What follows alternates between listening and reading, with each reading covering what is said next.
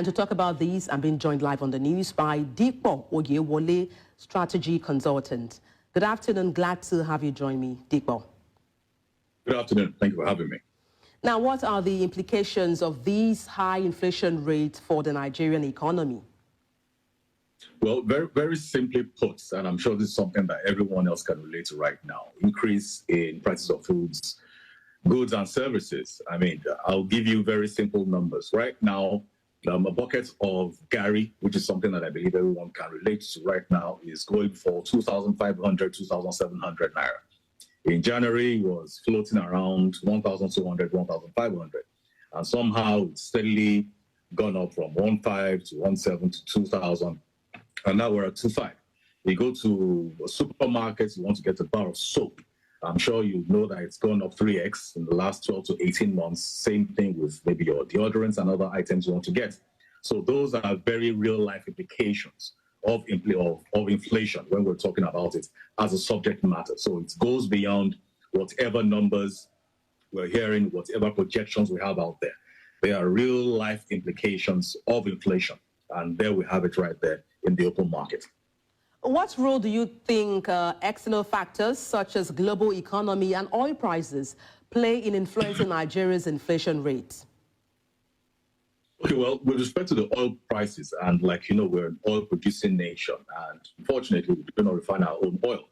So what you'd expect is because we export our oil that we get a lot of effects. However, because we have to buy back the finished products of the oil, it's almost, if not always, wipes out that difference that we get in terms of the FX and whatever difference we've been able to make in terms of the value of our currency with the dollar. And I'm sure, as you know, that our currency has been devalued time and time again this year, and the value of it has sort of been very, very shaky. So in the place where we have oil prices going up, that's supposed to be a blessing for us because we're exporting oil, we're an oil-producing nation.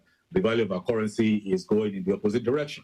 So that is the implication that we'd always face, where the price of global exports and oil right now, where it is in the high, isn't so much of a blessing for us because our currency isn't looking in the same upward direction. So it will inversely affect us, unfortunately. How do you think the average Nigerian can then cope with the rising cost of living and inflation? That's an interesting question because the reality still comes down to we have to see how we can adjust to the current realities on ground. But that being said, it must cascade to everyone. And it isn't just about the average Nigerian.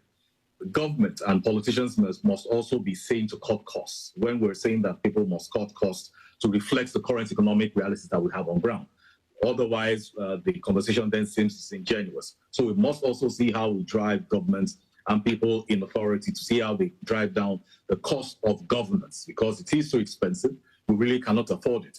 And you see that where we can cut costs in terms of the cost of governance, and then we're able to spread it to other parts of the economy, you will see that we have a bit of a buffer with how people are getting to feel the effects of rising cost of inflation, devaluation of our currency, and other economic woes that we're facing right now.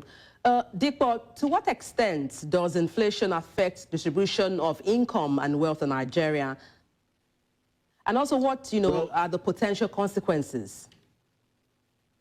Okay, well, right now, if you speak to anyone, they'll tell you that we have a rising, disappearing middle class, which I kind of believe because if you doubt it, just look at someone who they claim to be a middle class citizen in the last 12 to 24 months, and God forbid, you'd find out that you're just one sickness away from being from a middle-class family to a low-class family.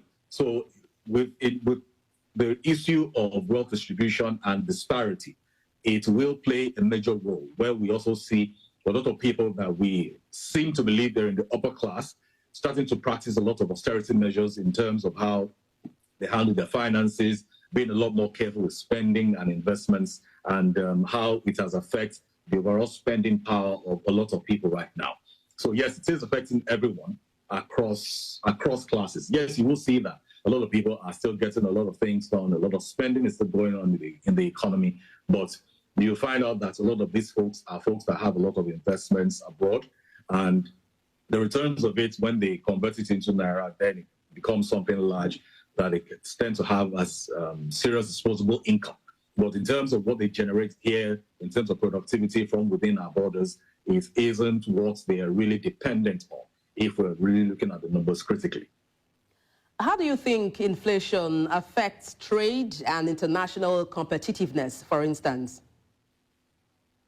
Okay, well, it does affect it because, I mean, in our own case, if you're trying to conduct any form of international trade and you don't fall under the bracket of the folks that the CBN can help out with FX, it just invariably means that you need a lot more Naira to compete with whatever foreign currency you're trying to work with. Either it's the dollar or it's the pound sterling or other currencies. So that's what it really just means for us here.